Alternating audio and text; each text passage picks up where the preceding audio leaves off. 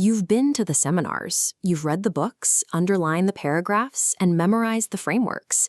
And yet, the shadow on the wall moves. Another day passes, and the life you described in those notebooks hasn't actually been built. We often mistake the act of collecting information for the act of making progress. But quoting a strategy is not the same as executing one. Bruce Lee identified this specific friction point here. He argued that if you know what to do but fail to act, you don't actually possess that knowledge. You are simply pretending. Information without application is a heavy form of procrastination. It keeps you on the first rung of the ladder, mistaking a library for a life. To understand why two people can read the same book but only one sees a result, we have to look at the specific variables that turn a concept into a change. Think of it as a formula. Knowledge and awareness of your gaps are the starting points, but they must be multiplied by physical action and daily consistency to reach mastery. If the action variable is 0, the result is 0. This is where we get stuck in study mode, telling ourselves we'll start later or that the plan itself is the achievement. In reality, a plan that never meets the physical world is just an internal fiction. You cannot learn the balance of a bicycle by reading a manual about the handlebars. The physics of the ride only reveal themselves once you are moving. Results are a byproduct of execution. Without a physical move, even the most detailed strategy remains an expensive decoration. We can break the cycle of passive learning using a 4-step workflow.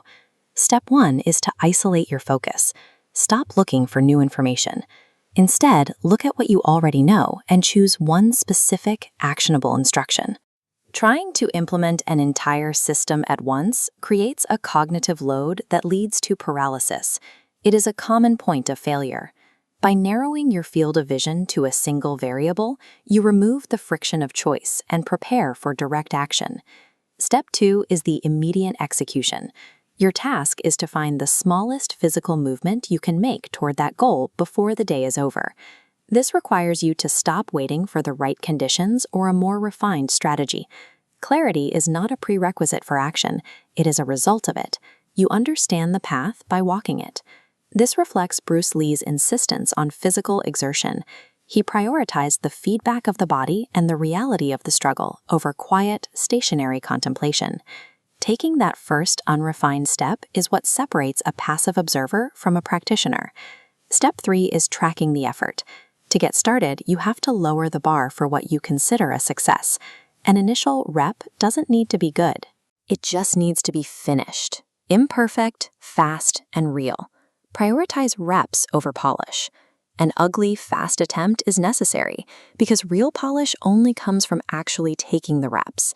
A messy attempt provides physical feedback on resistance and timing, data that a theoretical plan simply cannot produce. Step 4 is systemization. By stacking these imperfect reps daily, you begin to build momentum. This sequence creates a predictable path. Knowledge leads to action, which builds consistency, eventually resulting in mastery and a changed life. If you remove the consistency variable, the chain breaks and the progress stalls. Discipline turns knowledge into mastery. It ensures that transformation is the result of repeated daily effort rather than a random event. Here's the challenge. Take one piece of advice you already know and execute a single rep within the next 24 hours. Ignore the urge to refine it. Make it fast and let it be ugly. The moment you move, that information stops being a decoration in your mind and starts becoming a tool you actually own. Step out of the archives and into the work. Subscribe to Learn a New Skill Every Day for weekly execution frameworks. Focus on winning in your life, not just in your life.